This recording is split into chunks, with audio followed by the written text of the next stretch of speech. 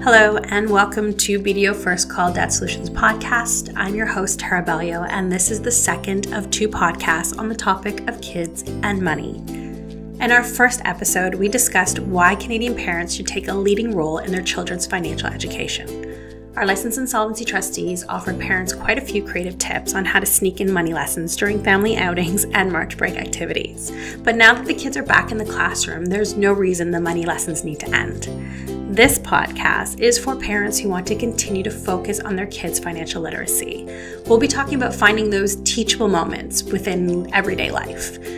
Some of you may be asking what exactly a teachable moment is, and the Oxford Dictionary defines it as an event or experience which presents a good opportunity to learn something about a particular aspect of life. For Gen X parents, that age group between 33 and 54, the most valuable teachable moments for their children just might be how they're dealing with their financial challenges. Gen Xers are dealing with a long list of them, including rising childcare costs, big mortgage payments, and record levels of consumer debt. We asked our LITs from across Canada what advice they could offer financially stressed parents. First, what steps can parents take to ease the financial pressure they're feeling? And then second, what money lessons can kids learn from their parents' challenges? In this podcast, we have Craig Friesick from our Calgary office, Nancy Snedden from our St. John's office, and Jason Stopel from our Thunder Bay office.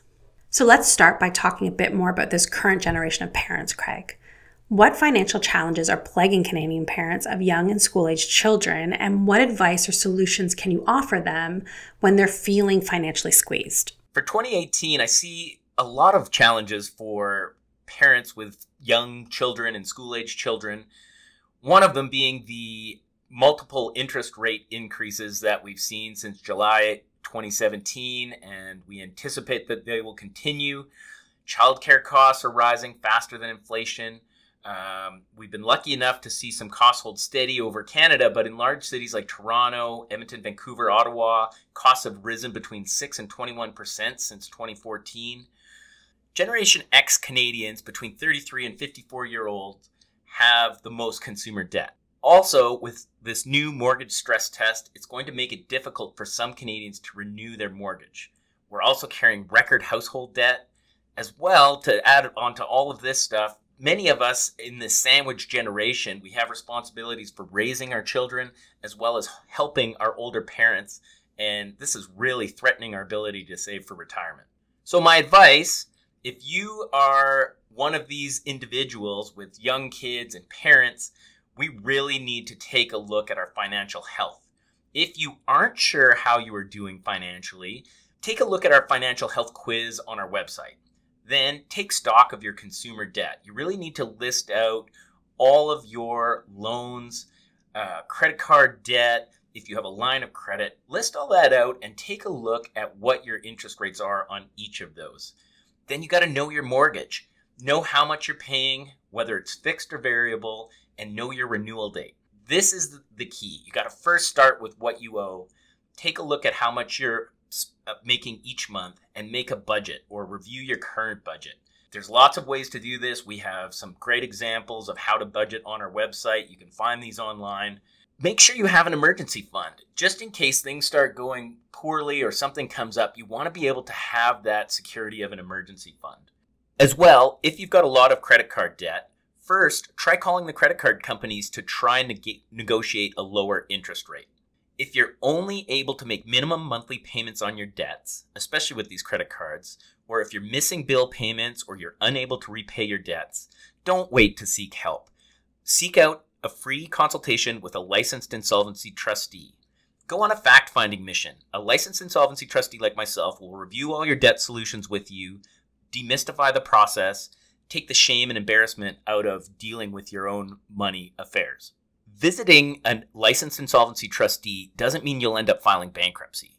Your debt solution might end up just being a debt consolidation loan or credit counseling, and if we can't help you, we'll refer you to a trusted professional in your community.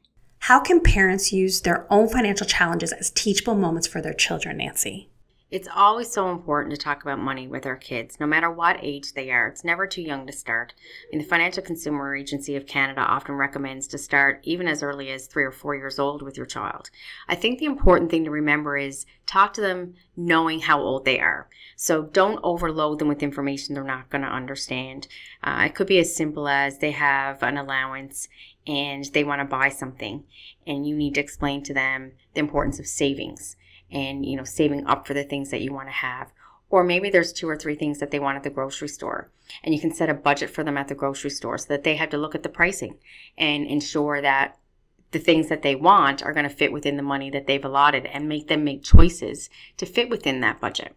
So it's never too young to start. It's always so important, especially in today's economy where people, 55% of people are cash strapped and living paycheck to paycheck. So it's really important for them to budget. And of course, they should be sharing this information with their kids. Summertime raises a financial red flag for a lot of parents with younger and school-age children. It's an expensive time of year for families. How can Canadian parents summer-proof their finances, Craig, and why should they start thinking about it now? Summer months can be expensive for families. Parents have to consider additional childcare costs, higher household expenses on groceries, air conditioning, cost of day trips and vacations, fees for day camps and children's activities. So what parents can do, first of all, start now. Start planning for your summer. If necessary, reconcile your expenses and spending from March break. Plan to pay off any March break credit card bills that you've gotten. Create a mini budget for summer spending and expenses. So determine how much you'll need to cover anything that's not usually in your household budget. Practical Money Skills Canada website has an online calculator to help you create a summer travel budget or save for a summer goal. Review your current budget. If there is room to cut back on any expenses over the next few months, execute on those. Are there opportunities for extra income from freelance work or a part-time job? You may have electronics or other personal items laying around the house that you could sell. Once again, think about ditching your credit cards and go cash only for a couple of months. Use the envelope system, the jar system, or whatever works to help you track your spending. Craig just offered some great tips for parents who want to summer-proof their finances. So let's assume parents do the necessary legwork and they create a mini budget and spending plan for the summer months.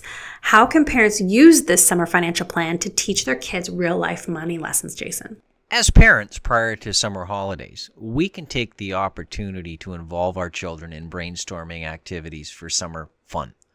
Day trips for the family, vacations away from home, something as simple as going down to the swimming pool on a Tuesday afternoon.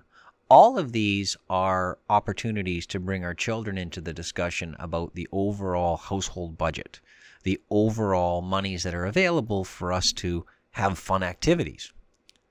When we take a look at balancing a budget, especially one that's tight or limited, we want to make sure that we talk to our children about balancing needs and wants within the household.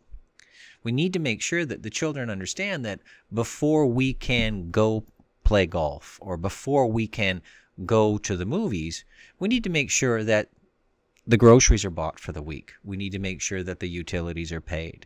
Children, even at a very early age, understand those necessities of life and can pretty much understand the difference between needs and wants if we teach them. When we take a look at summer, there's also opportunity to teach our younger children, and maybe preteens and teenagers, all about chores. Putting in a few hours worth of effort to help mom and dad around the home can create a little bit of pocket money for them to spend and do what they want with. Some children will create savings plans. Some children will buy ice cream. It doesn't really matter as long as your children understand that in order to make a few dollars to have as discretionary monies, they've got to put an effort in around the home. Therefore, summer gives us a great opportunity to sit with the kids at a family meeting or to sit with the kids when we're planning our vacations and to include them in the financial discussions around the household. I'd like to thank our LITs, Craig, Nancy, and Jason, for their expert advice, and thank you for listening to this episode of our BDO Debt Solutions podcast. As always, we encourage you to share this podcast with your friends and family and check out our YouTube channel, BDO Debt Solutions Canada, for more podcasts and videos. Until next time, I'm Tara Bellio, reminding you that it is possible to leave debt behind.